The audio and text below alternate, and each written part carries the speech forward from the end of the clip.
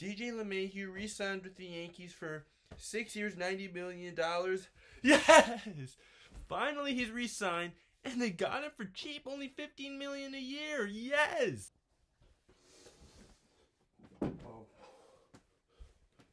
Corey Kluber as well?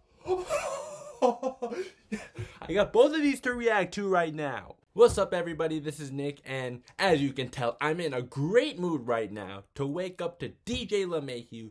And then as I'm getting ready to make this video, I find out that the Yankees also got Corey Kluber. Before we begin, please remember to like, and if you haven't yet, please remember to subscribe and hit the notification bell. Let's play the intro and let's just get right into it, because all other Yankee fans watching this, yeah, let's just enjoy this moment right now. You know I'm pumped, and I know you're pumped too.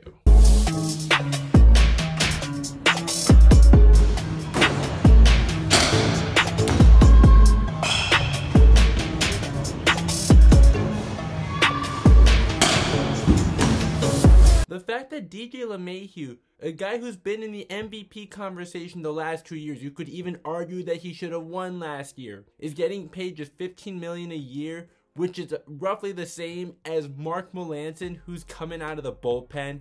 And then you bring in a two-time Cy Young Award winner in Corey Kluber, who's been hurt the last 2 years, and the one inning he pitched last year, it was a shutout inning. You get him for just $11 million this year to give the rotation some depth. Oh, the Yankees are finally making some noise, and I'm loving it. Now, I think that DJ LeMahieu definitely deserved a lot more money, considering that he arguably should have been MVP last year and was a candidate the year before, but Mike Trout was the deserving winner. It wasn't even close, but still.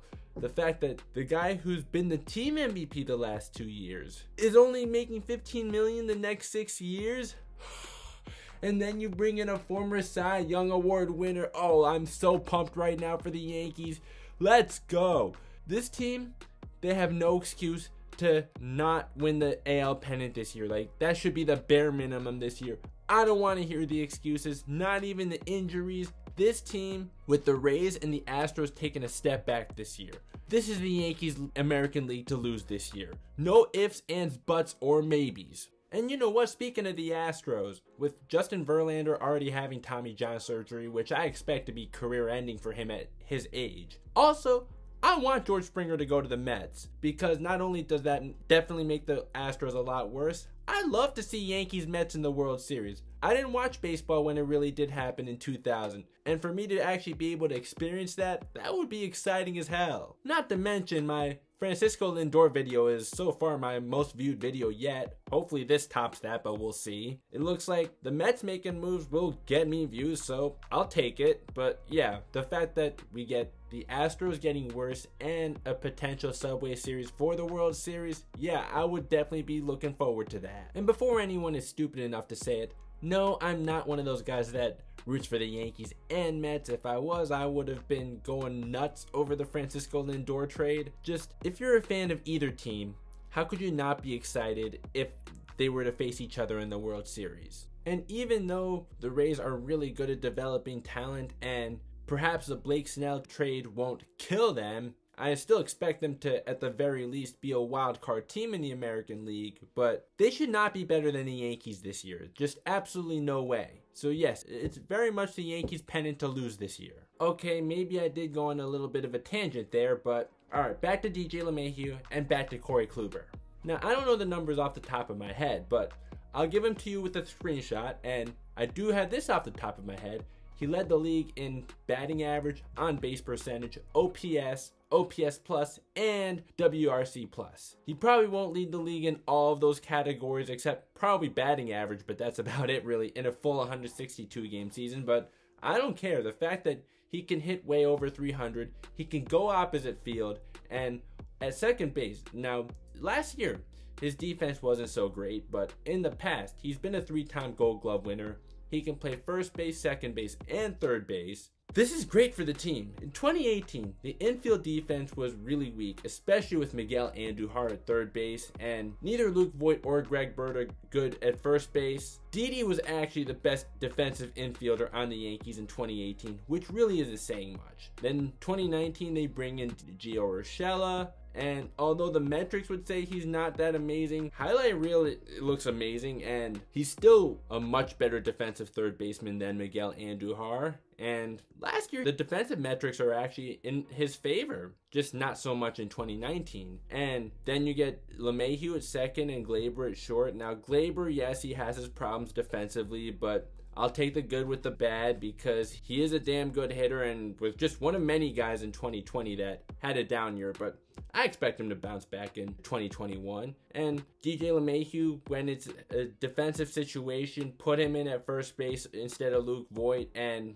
I'm not sure what's going to happen this time. I mean, I'm not sure the situation with Tyler Wade right now, but the fact that DJ LeMahieu can play multiple positions and he's a guy that can hit way over 300, can go opposite field. This is a great move for the Yankees to be able to bring him back. I wanted him on the Yankees way before he was a Yankee, knowing that the infield defense was a weakness for the Yankees. And also for a guy that can hit for contact to balance it out with the guys that hit for power like Aaron Judge, Giancarlo Stanton, and Gleyber Torres, and Luke Voit, and even Aaron Hicks. Oh yeah, and I can't forget Gary Sanchez. Even if he had a horrible 2020 season, in my eyes, he's still very much a top 10 catcher in baseball right now. So, DJ LeMahieu back with the Yankees for the next 6 years, only making $15 million a year. It's finally done with, and we can be happy that he's back with the team. He's going to be with the team until he's 38 years old, but it's definitely not going to be like an Albert Pujols situation with the Angels. I expect DJ LeMahieu to age a lot better, and even if he doesn't, at least the Yankees aren't paying him a mega contract like the Angels are currently paying Albert Pujols. And on to Corey Kluber now, a former two-time Cy Young Award winner. He hasn't been that two-time Cy Young Award winner in the last 2 seasons though, because of a freak injury and then some injuries occurring again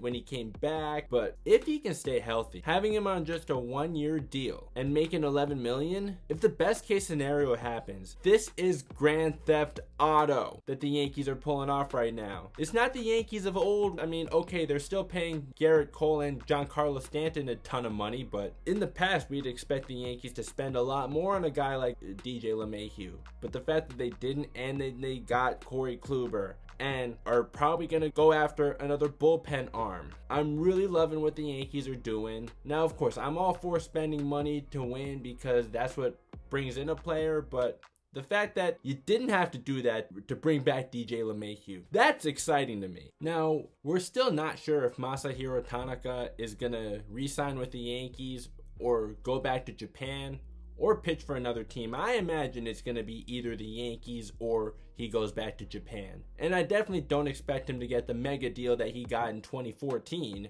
but having him back as like a middle of the rotation guy, I'd be more than happy to have him. And with James Paxton, another guy that we're unsure of, but he's definitely also good for the middle of the rotation. Yes, he's injury prone and he's going to have his games where he gets absolutely bombed, but more often than not, he's a guy you'd rather have on your team than not. And yeah, one or the other, if both, great, but I'm expecting one or the other, really. So Garrett Cole, Corey Kluber, Davy Garcia, then Tanaka or Paxton, and then you get Luis Severino back in around, I think, July, and Domingo Germán at the very bottom of the rotation.